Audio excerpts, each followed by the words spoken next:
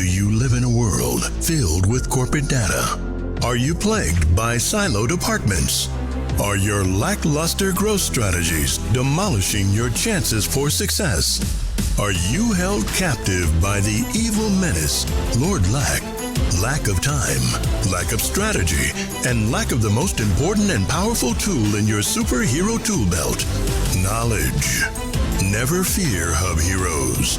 Get ready to don your cape and mask, move into action, and become the Hub Hero your organization needs. Tune in each week to join the League of Extraordinary Inbound Heroes as we help you educate, empower, and execute. HubHeroes, it's time to unite and activate your powers. Before we begin, we need to disclose that both Devyn and Max are currently employed by HubSpot at the time of this episode's recording. This podcast is in no way affiliated with or produced by HubSpot, and the thoughts and opinions expressed by Devyn and Max during the show are that of their own and in no way represent those of their employer. You know, I wonder if there's ever going to be a day where we have to, edit that intro to either, Max, Devyn, and George now work for HubSpot, or... Well, anyway, never mind. Not why we're here. What? Ladies and gentlemen. Yeah, you right. What a way to start the episode. No, I know nothing. I know zero. No, that's not true. I definitely don't know anything about working for HubSpot. I don't know how that would go. I'm kind of a weird dude. But speaking of HubSpot, let's dive into today's conversation, which we're actually taking a spin a little bit out of what we usually do. Usually we talk about tactics, strategies, marketing, sales, business mentalities around things like buyer personas and all these good things. By the way, about 32 episodes already planned out for the future. So listeners, just know that this podcast is here for you and your growth in the future. But today we're going to talk about something that's coming up that we're all excited about. We're going to talk about Inbound 2022. A couple things. First, Max and Devyn, you had zero clue that this was coming. Well, I mean, you saw the show notes, hopefully. So you had some clue, but almost zero clue and no clue to the questions that I'm about to ask. Jeez. So it's pop quiz, and it's actually pop quiz for the listeners as well. Now, I know both of you have computers in front of you. You're really not allowed to cheat, but no Googling. If you do, that's okay. I was going to say define cheating. Yeah. I mean, it is an open book test. So question number 1, when was the first year that George B. Thomas went to Inbound? I want to say 2010. Nope. 2012. Ding, ding, ding, ding, ding, ding, ding, ding. There you go. Yes, Max, you got it. 2012 was the first year that I went to Inbound. And a fun little ditty is that I won tickets. We didn't even pay the first time that we went. It was me and an agency owner that owned that agency at the time. And that's when I learned about HubSpot. Okay, next question. When was the first year that Black at Inbound appeared at Inbound? Well, that's kind of cheating if I just answer Look at Max's face. I wish people could see Max's face right now. Yes, Max. When did it start? Please tell me. Hold on. What year is it now? It's 2019? See, I want to say 18. Older than that. I want to say 18. It's older than that. Wait, do you have the answer, George? Is it 2017? One more. 2016. I used my calculator. 2016. Ding, ding, ding, ding. We're all winners. It's 2016. Black at Inbound 2016, which, by the way, if you're not part of that, make sure you're part of that because Devyn is crushing it with that community for sure. Well, I'm just showing up at this point. There is a whole team of highly talented and motivated HubSpotters who run it now, even though it started as a community thing, started as a hashtag.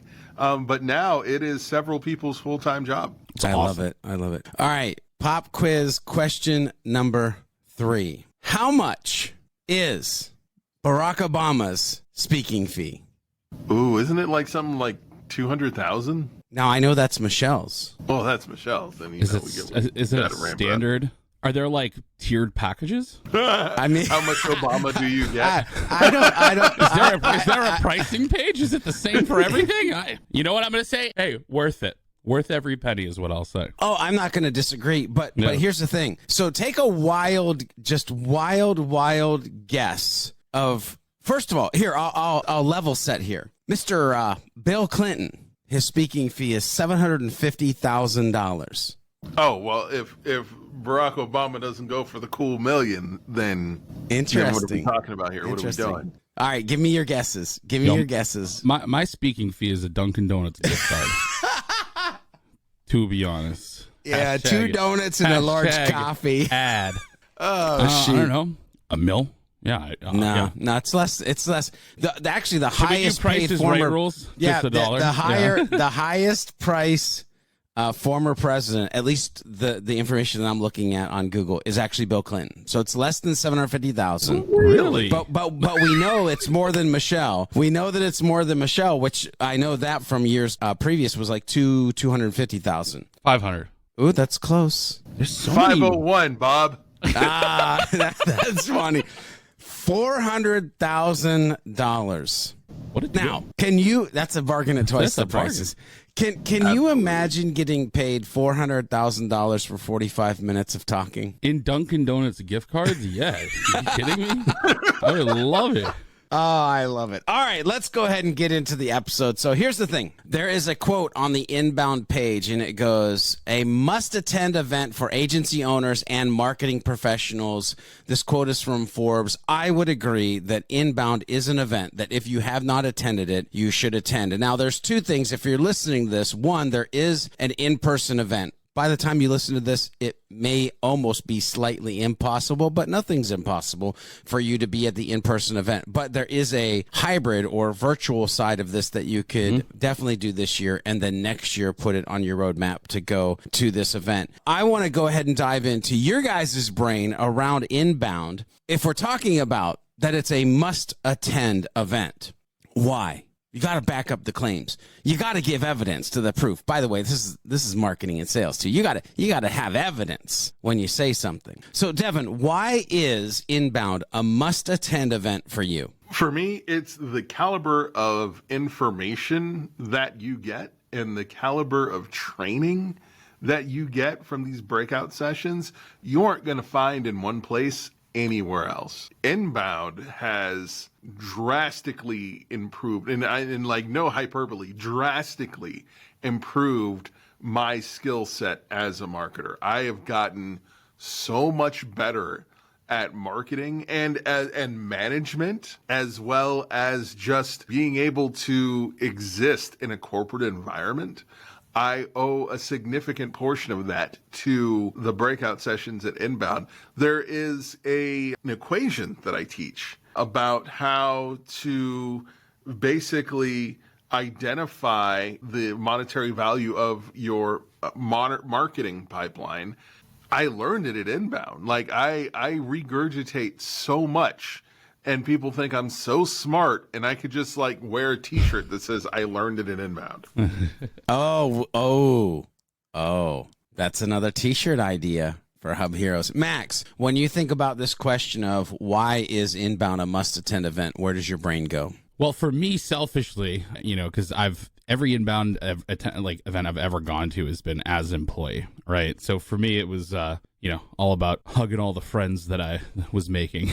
So for me, like I very much used it sort of as a really good excuse just to be able to meet folks in person that I'd been working with so closely for a long time. And, that was always super fun for me. But in terms of like everyone else who's actually attending, right? You look at the HubSpot community itself. We're a community that like educates itself. People are always sharing content. People are always like helping each other out in the different communities that have existed, be it online or these other sort of events that kind of pop out throughout the year. There's no better place to go to get just a concentrated, just power shot of the HubSpot community than Inbound. Whether you want to go there for networking, whether you want to go there to actually learn something, especially from fellow folks in your community, there's no, better way of doing that, in my opinion. Also, just, go hug your customer onboarding specialist. Go shake hands with your CSM. Go meet these people that actually really care a whole lot about, your success, things like that. But, it's just a great way to kind of learn from each other. And I think also just see all these like different perspectives. You're going to see a lot of people with a lot of different, lenses in which they view this whole kind of world that we live in. I think you're going to see a lot of sessions that kind of go out of some of the basic stuff you hear about over and over and over again in the inbound world, right? It's not all just about the inbound methodology or anything like that. There's many other topics you can learn kind of outside of our little inbound bubble too. And it's just, they always got like great entertainment lined up, awesome speakers. Obviously this year is going to be great. So yeah, there's a million reasons. Try to figure out what you want to get out of it. Because I think for every single person attending, whether you're a HubSpot user, a HubSpot employee, someone who's new to this whole community, someone who works at an agency partner or business owner or whatever, you can get different things out of it if you just plan accordingly. Ooh. Planning is a key thing, by the way. We might have to come back to planning for inbound as part of this show later on. I'm going to upvote both of what you said, right? Education is key. The humans are key. For me, what's interesting, I learned a long time ago with inbound that it is the perfect place to become the T-shaped whatever you want to be. Let me explain what I mean by that. You can go to the conversion rate optimization event and you can learn about conversion rate optimization. You can go to the sales event and learn just about sales. But when you go to inbound, you have this ability to figure out, what do I want to be really good at? The pillar of what makes me who I am as a marketer, as a sales rep, as a business owner. And what are the 2, 3, 4 topics that I want to be the overlying T of this T-shaped human being that I'm building myself to be? As an example, when I think about this, HubSpot is my pillar of all pillars. I don't want there to be anybody on the planet that knows more. There are, though, by the way, but I don't want there to be anybody on the planet that knows more about HubSpot than me. Now, the top part of my T is actually content creation, podcasting, video. That's the other stuff that I like to learn. But there's also the side of inbound that is the human side and the business side and the strategy that goes along with the tactics that you learn from the dope speakers. And so going back to kind of this planning of how can you plan to not only dive deeper into what it is that you're good at, but learn those ancillary pieces to the left and right of you that really, when you plug those in, 10x any performance that you're going to do in the future. So we have to ask you, audience, listeners, this is about you, but we're curious what you think. Why for you has inbound been historically an must-attend event? And if you haven't gone, why are you excited to go this year, either in person or virtually? Use the hashtag HubHeroes podcast and let us know on the socials. Here's the thing, Devyn, Max. Inbound, it's a little bit of a thing. We're talking 4 days. We're talking 12 to 16-hour days, depending if you go to the pubs and parties. So we might need a little bit of a survival guide. So when you think about things that we need to know to survive the 4 days, by the way, even virtually, I sat at my desk virtually last year for 12 hours, doing an after-hours show, learning all that I could. So I'm not even just talking in person, but in person and virtually. What are those things that we need to think about or know to survive inbound? If you're going in person, the first thing is always wear comfortable shoes. If you show up in heels, you're going to have a bad time. I mean, there's no true inbound dress code, I don't believe, but dress casual, dress comfortable, be ready. If you're doing the digital event, then the cool thing is a lot of what you're going to be seeing is going to be accessible later. And so don't try and kill yourself trying to get to everything. Pace yourself so you can not burn out at home, because the energy level is different online than it is in person. In person, the energy is contagious. People are running around. You want to run around too. In person, you pass out every night in the hotel room. Unless you live in Boston, then lucky you, overpaying on your house. But if you're doing the digital thing, just, pace yourself. And regardless of whether you're digital or in person, if you're attending with friends, split up. If you're attending coworkers, split up. Everybody divide and conquer. Get as much information as you can. Take good notes and compare notes afterwards. Yes, that divide and conquer is a real deal Holyfield pro tip, without a doubt. If you see 2 or 3 people from the same company in the same room, get out of there. Doing it wrong. Run. Max, what are your thoughts? So for anyone who's not a Massachusetts native that's coming, first thing you need to know is the Massachusetts Bay Transit Authority, which I think is what the acronym for the MBTA is. The people who run our trains and our subways, it's less than reliable. So it's terrible. The MBTA is absolutely awful. So just keep that in mind. If you are going to rely on public transportation to get anywhere, if you're going to the physical event, or anywhere in general, make sure you give quite a bit of buffer time, just because things tend to be late, stop working. It's not great. So just make sure you're giving yourself a little extra time, because the MBTA is always going to MBTA. In terms of if you're going, and this, I guess you could say this is also like, whether you're going or whether you're going digital, one of the biggest screw ups I always make, and I've really made it over the past 2 years too with the digital events, is not blocking out my calendar ahead of time. If you're attending digitally, we're all probably still doing our jobs at that time. I doubt that like you're taking days off of work to attend a digital event. So if there are certain sessions, go and take a look at the agenda ahead of time. Go block your calendar out. Go find the links that you need, get access to it, put it in your calendar description. Just make it super easy for you to jump into those events like when you actually want to do it. Otherwise, you're going to get a call booked. Something else is going to come up. You're going to forget what time it is.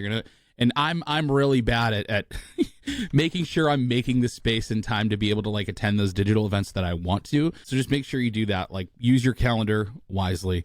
I'm sure they have some sort of thing on the website where you can add a calendar event like to your calendar or something like that. Play it ahead, because it's very easy to miss a digital session. Also keep in mind, you may have some that are happening at the same time that you want to see. So go ahead and like make a list of stuff that you're going to like watch on a recording later or something like that if you do miss anything, because you should be able to access that stuff. So I would challenge people with something you just said, Max. I would challenge them to take the days off. I would challenge them to treat it like it is an event that they're going to, even though it's a virtual event. And the reason I bring this up is because the last 2 years, I literally have taken those days, air quotes, off, meaning I was still getting paid by the company that I worked for, but I wasn't doing anything else. I wasn't taking meetings. My calendar was completely blocked off, and I was actually attending those sessions that I could attend, which leads me to my number one pro tip here for survival that I made sure I did all of the years, and going or virtual: snacks, baby. Snacks. You gotta have snacks. You gotta have granola bars. You gotta have bottled waters. You gotta have like an orange that you can grab, because at some point in time when you're either walking for like hours on end to get to your next session, or you've sat in that seat for 5 hours listening to 4 different speakers, you're going to need some energy. And so you got to have some snacks handy. Now, I do want to dive into that whole calendar thing, though, because I'm kind of joking about snacks, but snacks are not jokeable. I am actually being honest about snacks at the same time. You have to plan ahead. And so as soon as registration is letting you pick the things that you want, that's too late. You should have already kind of picked the things you want like right now. Then when the gate opens, you go and plug those in immediately. But here's the other thing I'm going to say about planning. Plan space to do nothing. I know that sounds counterintuitive when you're at an event, but plan to do nothing, because the magical moments of inbound, if you're going in person, are in the hallways. If you're attending virtually, is in the chat panes. I want you to think about the hallways or the chat panes is where you can make new friends. You can have strategy happening on a different level. All sorts of fun conversations. And so plan what you want to do, but plan time for what you might not even know is coming and the universe is bringing to you during this time of inbound. Plus, it's refreshing, right? We're talking about surviving, taking a little time to take a breather. Nothing wrong with that. Schedule bathroom breaks. No, I'm just kidding. Yeah. You shouldn't schedule your bathroom breaks. My first year at Inbound, I burned out. I didn't realize just how mentally taxing the event could be. And it's big. If you haven't gone, it's big. It's going to be smaller this year, and it's still big. It's a lot. All right, so let's switch from surviving and let's talk about what we're excited about. So when you think about breakout sessions, because by the way, there's a completely different mindset around featured speakers. Barack, other folks that are going to be there, there's a difference. So we're going to start with breakout speakers. You know, us little guys like Devyn and George who like get a room and get to talk to people for a while. Who are you most excited? Let's do two of your favorite breakout sessions this year and why. Max, what are your thoughts? So I'm a big fan of Mary Grothy from House of Revenue, if anyone's familiar with her. And she's doing a session called Plateaued, Sleuth Your Way to a Refreshed Go-to-Market That Scales. Basically, I think this session is around like you have a startup, you grew it a little bit, it's kind of plateaued. How do you actually take that and then scale it and kind of break out of the stagnant zone that you might be in? I think that is super interesting. Especially, I even like remember back to when I was an implementation specialist, and I'd be working with companies that had already kind of, gotten to a certain point and they've been successful, but they don't really understand how to kind of take it to that next level. And me not being a business strategic genius at all, I was kind of just, let's use HubSpot and see how that goes. You know what I mean? I didn't really understand like kind of the strategies and how to think about it. So that's super interesting. And then also, I mean, Kyle Jepsen is doing things every HubSpot admin needs to know. This was definitely the year of the HubSpot admin kind of emerging, which, I had a lot of mixed feelings about, I guess, with that whole thing happening because, my cheeky little line that I always used to use is, you don't need to hire someone full-time to be an admin for HubSpot. But as HubSpot starts to move up market and starts to solve for much more complex teams and business use cases, we are starting to see that people are making careers out of being, HubSpot admins. And that is a thing now.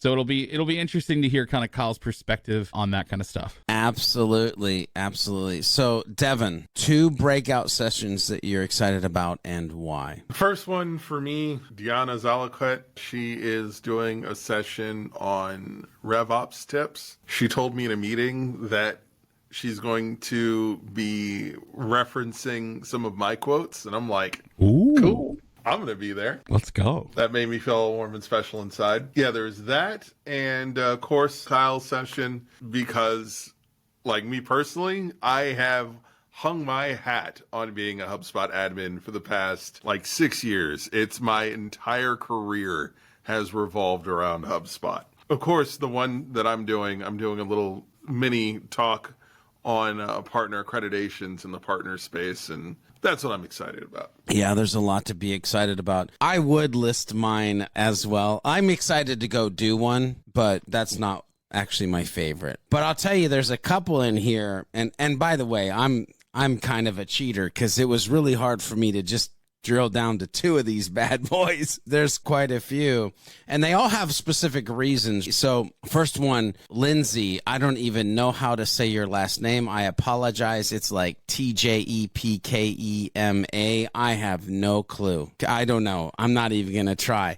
But the title of this bad boy pulled me through the vortex of, oh, hell yeah, I gots to go to this one. And it's the Netflixization of marketing, turning creativity into marketing fuel. Ooh. And if anybody knows me over the past 10 years, it's create content, get creative. And so if you think about the description here, Netflix, Disney Plus, and even TikTok, they've raised the bar on audience expectations. I could stop right there and just ask people, hey, have you raised your expectations of yourself to the content that you're creating and the way that you're allowing people to ingest that content? So I'm excited about that one. The other one, again, it's actually 3 people. Nadia, Michael, and Karen, and the title of this one is Branded Podcasts. Anybody want to have a big guess why I want to go to that one? I mean, we are doing a podcast right now, just saying. So Branded Podcast, getting real about the challenges and how to make it work. Now, don't get me wrong, people. I think that our podcast is working, but we can always make it better. So I'm looking for ideas of what we can do, how we can add more value, how we can implement the community into it more, different things like that. So those are my 2 big ones. However, I'm going to cheat. I'm going to do 3. Because I need a third then. Okay, I'll give you a third one. My third one that I'm excited about, again, 3 people, Satya, Vernda, and Johnny. Hopefully I said those names right. Again, I apologize if you're a listener. When I see you in person, you can just smack the crap out of the back of my head if I jack that up. But the title, because guys and gals, ladies and gentlemen, Hub Hero listeners, it's so important. So important. And this is simply around building an environment of belonging. Listen, fundamentally as humans, we all want to belong. to something. We want to be part of a tribe, a community. And so some of the insights that I can learn from this, and again, there's a lot of letters and a lot of ands and a lot of pluses and a lot of things in this, but the things that I can learn from this and take it and use it in my own life, in my own thinking, in my own open-mindedness. Anyway, I'll get off my pulpit or my soapbox, and I'll give you guys what is the third one, if you've picked a third one that you're super excited about. Another big one that I'm excited about is Christina K from Reseller Ratings. Oh, yeah. Yeah. So she's doing a session called Customer-Centered Approach, Real Life Use Case on Growth with HubSpot's Flywheel. Big thing here, she's actually going to be showing how like her company Reseller Ratings switched from Salesforce after 13 years of using it into HubSpot. Which, you know, it's not me being, the guy saying, oh, look at you switch over from Salesforce. But showing how like a massive undertaking like that is possible for anyone that is either scared of such an endeavor or wants to know how like something like that worked. So I'm super stoked for that session. And also we got to have Christina on the podcast at some point. Yeah, we do at some point. By the way, I interviewed her about that transition back when I worked at Impulse Creative. So it's in some community somewhere because, by the way, if anybody hasn't figured it out, all of the George B. Thomas videos on Sprocket Talk have been taken down and they're somewhere. I don't know where they're at. But I interviewed Christina K about this transition, and she is one smart cookie. And some of the things that she laid out in that interview, worth its weight in gold. Let me just tell you. Devyn, is there a third one that you were able to think about that you're excited about? Absolutely. One of my favorite speakers at Inbound, she comes every year, is Ty Heath. And she is pretty big deal over in LinkedIn. She is going to be speaking, I'm looking at now, category entry points in a B2B world, buying situations to brand sales. I think that her perspective is always unique. As you guys know, even though I'm a marketer by trade, I have had to put on the sales hat on more than one occasion in my life. And I'm always thinking about sales whenever I'm doing what I do. So I'm pretty sure Ty is going to crush it as per her usual. And if I may put down no, I'm just kidding. Go ahead. No, drop a fourth. Who cares? There's no rule. The only rule is there are no rules. Well, in that case, Dave Bertrand, anything he talks about with SEO, he approaches it with this mindset that most people don't think about. And his SEO talks are always fire. I know matter of fact, he's hosting an SEO meetup. So that's going to be awesome too. Audience, let us know. Hub Heroes podcast hashtag. What are you excited about as far as breakouts? Now, let's go into the featured speaker. I don't know how this is going to turn out because it could be that we all three are like excited about the same one or two. Who knows? But I'm willing to go down that road. And actually, again, I'm a cheater because I said one, your favorite. I couldn't pick just one, but I will tell you this, the one for sure that I'm excited about because I'm the old fart in the room. And I was actually around to listen to the first episode of what this gentleman did. And actually to see somebody that was going to do like a 7-day-a-week podcast at that point was unheard of. No, you can't do that type scenario. And so I'm really excited that John Lee Dumas is one of the featured speakers when you go to like the main page. And just the fact that the Entrepreneur on Fire story is being told, who knows what lessons will be learned. Like, again, somebody who took podcasting, did something absolutely amazing with it and has turned it into an entire brand. It's just, I'm super excited about that one. Now, the other one, the nerd in me, all right, Jimmy Yang. Yeah. I mean, come on. Actor, comedian. That's all I'm going to say. I feel like I don't need to say anything else than Jimmy Yang. Those two for me, though, are definitely like, yep, okay, taking time out, making sure I'm there. Please, by all that is holy, baby Jesus, don't let them speak while I'm speaking. Let's go. Knowing that I broke the rules. If you gentlemen want to break the rules too and do more than one, you're allowed to. But Max, when you think about the featured speakers, where does your brain go? So, I mean, well, the obvious one. It's an honor to have Barack Obama coming to Inbound this year. I mean, that's just flat out amazing. I don't think I need to speak too much to that. That's going to be incredible. Seeing Dr. Jane Goodall is going to be awesome too as well. She's doing her session's called Rebuilding Our Collective Future. I think that's going to be super interesting. And of course, like, I'm a huge Silicon Valley fan, right? So Jimmy Yang, I can't wait for his bit that he's going to do at Inbound at night. Most I've probably ever laughed in my entire life has been the sets for folks that, whenever we have comedians coming for the Inbound entertainment sessions. It's going to be great. Yeah, they have been really good. And it's easy to laugh when you've got like thousands of people around you laughing with you. Yeah.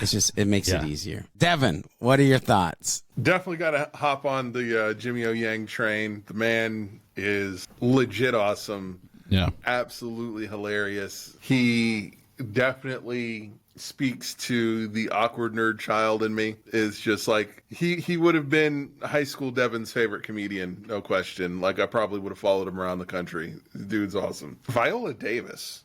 Yeah. I am really excited to hear what she has to say. Her topic is on capital, creativity, and community care. That one, community, is a big thing for me personally. Both she and President Obama are going to be talking about community as portions of their talks.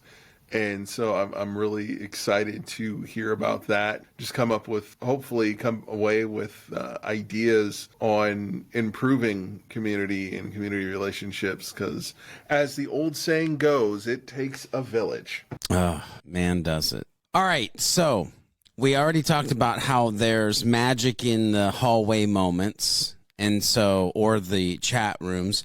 So when you think about meetups that are happening that you're excited about, are there any meetups that just fundamentally you're like, yeah, this is something I definitely want to take time to go to be part of? So I'm going to be spending all my time at Black and Inbound. I'll tell you that right now. That's just where I'm going to be. This year is the first year that we have our own dedicated space. Oh, snap.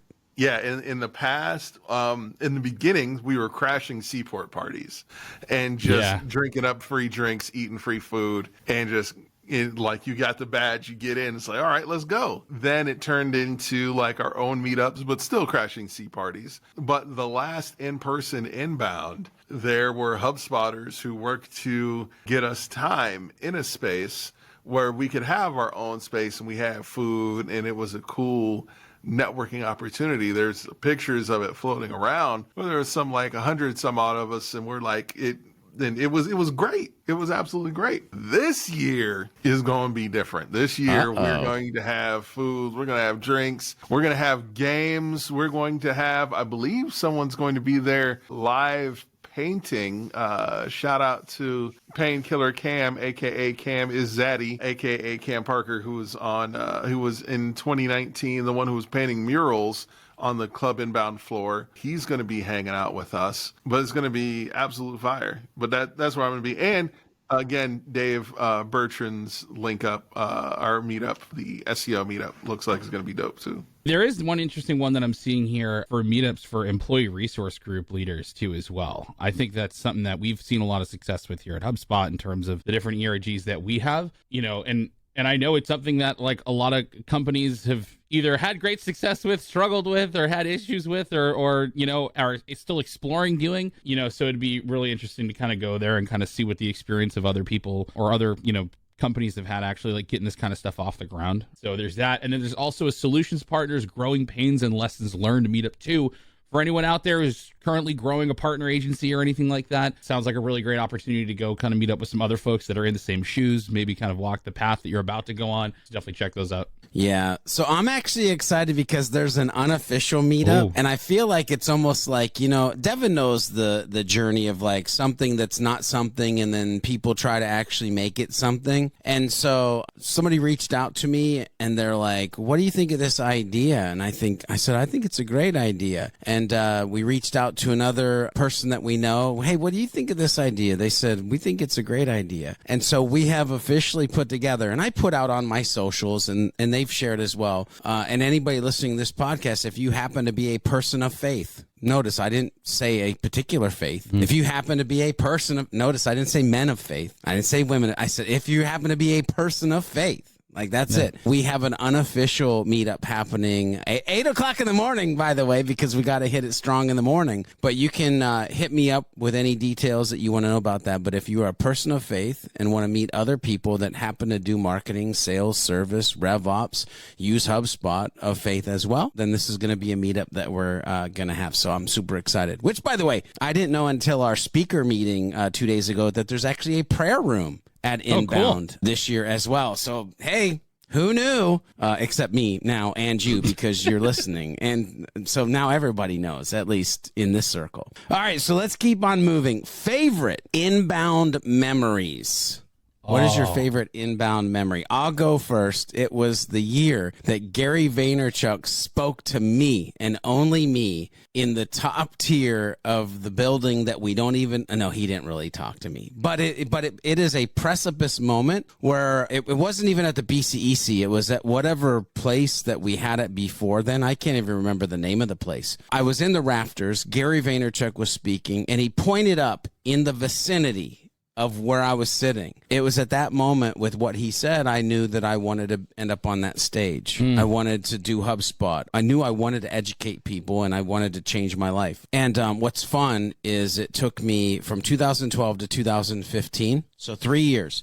3 years later, I got to step on stage at Inbound and do my first talk. And so knowing that 2012 was the precipice moment, that Gary Vaynerchuk was the person that made the statement, and then 3 years later was able to then speak at the event, that's one of my favorite, like, wow, that's kind of a cool circle of life scenario. I also had a Gary Vaynerchuk moment once. That's not going to be my main one, but I remember Gary's everywhere. It was at a time when I was really into Gary Vaynerchuk, because I just thought the way that he talked about content just made a whole lot of sense to me. That was right when I was coming into the realization that, like, it's actually all about content, going through that whole arc. And he walked by me in the crowd at the BCEC, and I was like, oh my God, a famous person just walked by me. And it was like a funny, weird moment for me. I think one of the best memories I have is I ran into one of my very first customers that I had onboarded. And when we had started, this person, she was completely new to the idea of inbound, completely new to the idea of HubSpot, but she had run enough where she knew that deploying this strategy and kind of changing their ways was going to be what was best for the company. And she was really excited to, like, learn it all and really kind of just engross herself in all things inbound. And she did. We had a wonderful experience doing the onboarding and everything. We were working together for the 90 days, and then kind of she went off to continue working with HubSpot. And then I got to meet her at Inbound. And I want to say this was about a year from when we had first kind of connected. And she came up, she recognized me. She ran up to me. She gave me a huge hug, and she told me about all the success that she had, that the company had, and that she was going to give her first talk at an insurance conference about using inbound marketing for your, it wasn't like an insurance. It was some kind of conference in like a little bit more of like a dry, boring kind of industry. Like it was compliance or safety or something like that. But she was going to go give her very first talk on how to do inbound marketing. And she was so stoked. And after that, I just started seeing her. She's doing all these talks in all these different like places, all these different conferences. And it was just so awesome to be like, hey, I was there when you started your journey, and now you're here and now you're growing with it. And it was really cool for me, because it was the first time in my life that I felt that I had somewhat of an iota of an impact on somebody, because, she came up to me and was talking about how it all started with us and everything. So it was a really cool moment. Beth, if you're listening, love you and hope you're doing awesome. And hopefully I'll see you at Inbound soon. I love that, dude. There's something special about the realization that you were the catalyst moment for somebody. There's just something special about that. Devyn, it seems like you might have had a catalyst moment in your life at Inbound as well. Why don't you tell us about that? Yeah, there have been a few. The most impactful one was probably 2016, when I was sitting in a seminar. I don't even remember the name of the person who put it on. I just remember the name of the breakout was Data-Driven Marketing. I knew how to interpret analytics, but I didn't know how to present the information that I was interpreting. And that was when I learned about that equation. And it wasn't even like the main portion. It was just like a throwaway piece. Oh, by the way, here's something you should know. And then breaks down this like 12-slide equation on how to calculate lead values. And I knew that that was game-changing information for me. I knew it was life-changing, didn't know how life-changing it would be until months later when I'm breaking out the slide deck. And I, based on our conversion rates, can tell them the monetary value of every lead that we get. And every time somebody fills out a form, this is how much money they're worth to us. That was the beginning of the change in my career. There was one management level job where they said, okay, we need you to analyze this pipeline.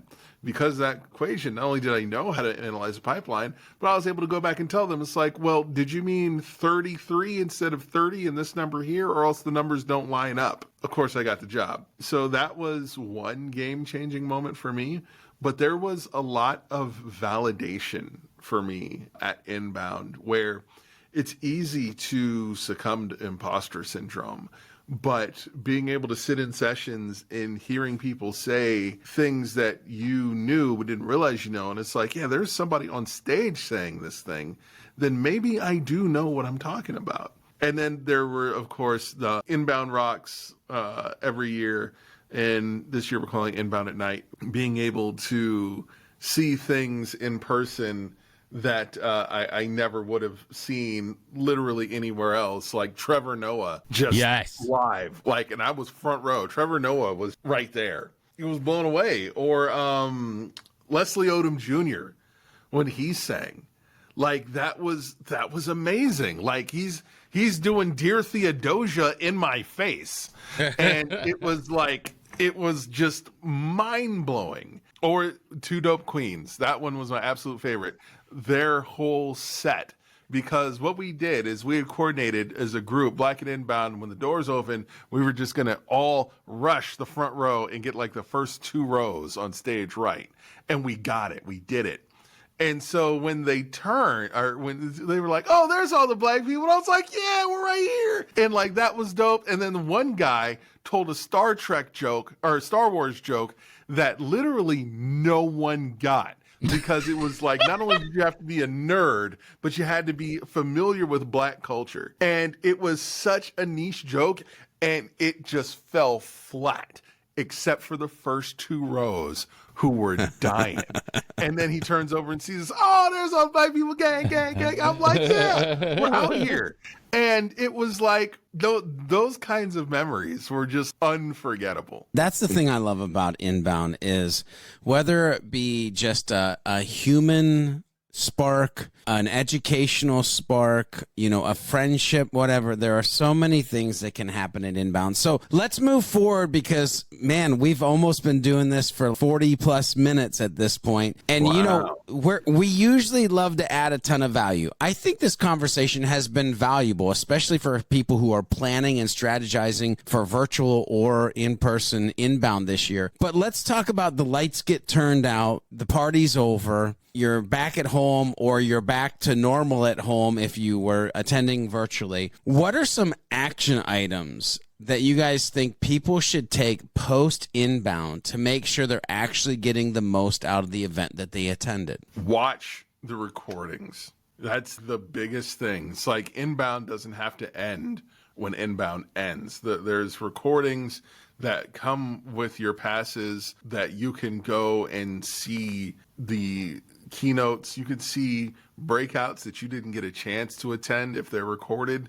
There is so much value in adding Inbound breakout sessions